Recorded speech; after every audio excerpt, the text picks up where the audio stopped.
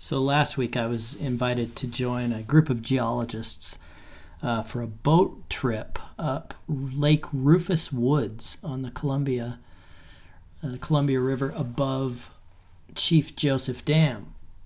And so the Army Corps of Engineers hosted us.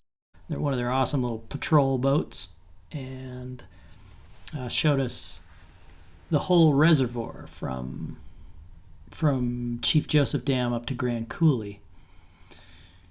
It's a spectacular place, and a place that not a lot of geologists have spent much time. For one reason, it's hard to get to.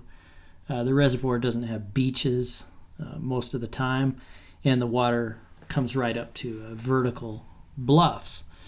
But we were able to pull in a few places and check out the shoreline geology. I got to hang out with USGS guys, Brian Atwater and Richard Waite, Professor John Stone from the University of Washington, Karen Caputer from the Colville tribes who set this adventure up, and then the folks from the Corps. And so it was just a great day. It was a great day. There's just a few short clips of Brian Atwater talking with a guy from the Army Corps, and you get a sense of Brian here. He's a rock star in geology.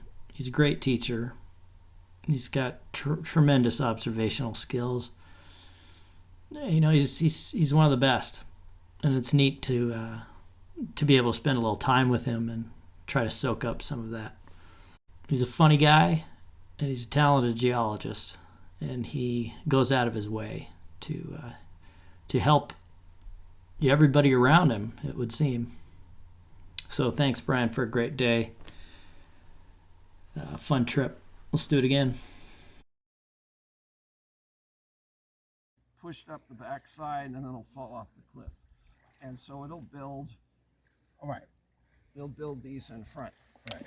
And here you have the whole ripple form preserved, but the backside is eaten into the layers that are pointing downstream. You can see them especially here. Okay?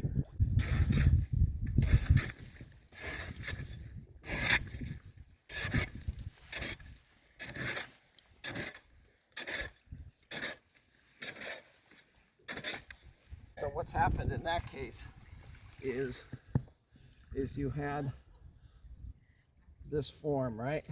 And then the ripple form migrated downstream in a way that it ate into its backside.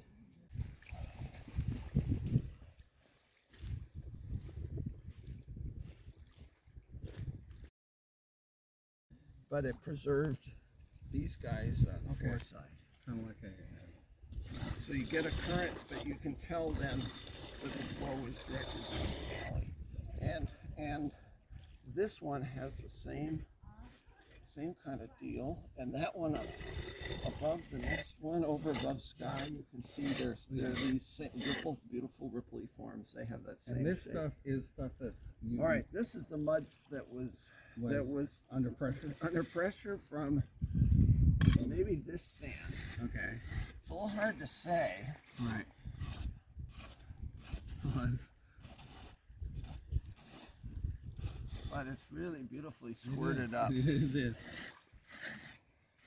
Wow.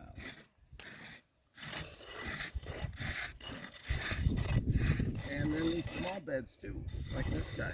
That's an injection. So it doesn't take that much pressure then, huh? To do that? Or does it take a lot of pressure? I don't know. What do you suppose that sand weighed? There's glacial ice or something nearby that's just pouring sediment out, and you get a sand slurry that comes out onto the lake floor where the lake floor is covered with mud. Right.